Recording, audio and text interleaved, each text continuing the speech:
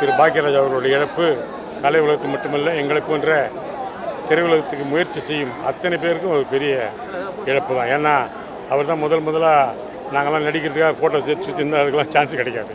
ஆனால் அவர் தான் முதல்ல ஒரு அசிஸ்டன்ட் டைரக்டராக வந்து அப்புறம் கதாசிரியர் ஆகி அப்புறம் வசனகர்த்தா ஆகி அப்புறம் பாரதிராஜா மூலமாக இமயம் அவருடைய கருணையினாலே அவர் பெரிய ஹீரோவானார். அப்போ எங்களுக்கெல்லாம் அவர் தோன்றிச்சு நம்மளும் அசிஸ்டன்ட் டைரக்டர் ஆனால் சினிமாக்குள்ளே நுழைஞ்சால் நம்ம ஒரு இடத்துக்கு வரலான்னு ஒரு நம்பிக்கை ஏற்படுத்தி கொடுத்தவர் அவர் தான். அதுக்கப்புறம் நான் சினிமாவில் வந்து எல்லாம் ஆர்டிஸ்ட்லாம் ஆன பிறகு டைரக்டர் ஆன பிறகு நிறைய சந்தித்திருக்கிறேன். அவரோட நிறைய பட்டிமன்றங்கள் அவர் நடுவராக இருந்திருக்க நான் பேசியிருக்கிறேன். பட்டிமன்றம் பேசணும் ரொம்ப பாராட்டுவார். புத்திசாலித்தனமாக பேசுகிறாப்புல ரமேஷ் கண்ணான்வார். அப்புறமா பட்டிமன்றம் முடிஞ்சு கூட அவர் எங்களை அனுப்ப மாட்டார். அவருடைய அறைக்கு அழைத்து எங்களுக்கெல்லாம் தனியாக சாப்பாடு கொடுத்து கவனித்து ரொம்ப அன்பாக பழகுவார். அப்போ நான் சொன்னேன், நீங்கள் எம்ஜிஆர் வாரிசுன்னா நீங்கள் எனக்கு சொந்தம் தான் சார்.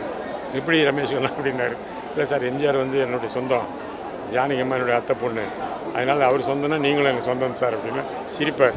அதுமாதிரி நிறைய பேட்டிகள் நான் கொடுக்குறதெல்லாம் படிச்சுட்டு வேறு ஒரு மீட்டிங்கில் ஒரு 3 மாதம் 4 மாதம் கழிச்சு சந்திக்கும் போது கூட அந்த பதிலை சொல்லி ரமேஷ் கண்ணா அவங்க பதில் ரொம்ப அருமையாக இருந்துன்னுவார். ஒரு இடத்துல கேட்டான், ஏன் டைரக்ஷன் பின் வாங்கிட்டீங்க? நான் சொன்னேன், நான் பின் வாங்கலை, யாரும் முன் வரல அப்படின்னு. அதை வந்து குறிப்பிட்டு மேடையிலே பேசி பாராட்டினார். அப்படி ஒரு நல்ல உள்ளவர், திறமை இருக்கணும் பாராட்டுற ஒரு நல்ல குணம் உள்ளவர். அவருடைய அஸ்டன் தான் பாண்டியராஜன் அஸ்டன் தான் நான். அவர் வழியாக வந்தவன் தான் நான்.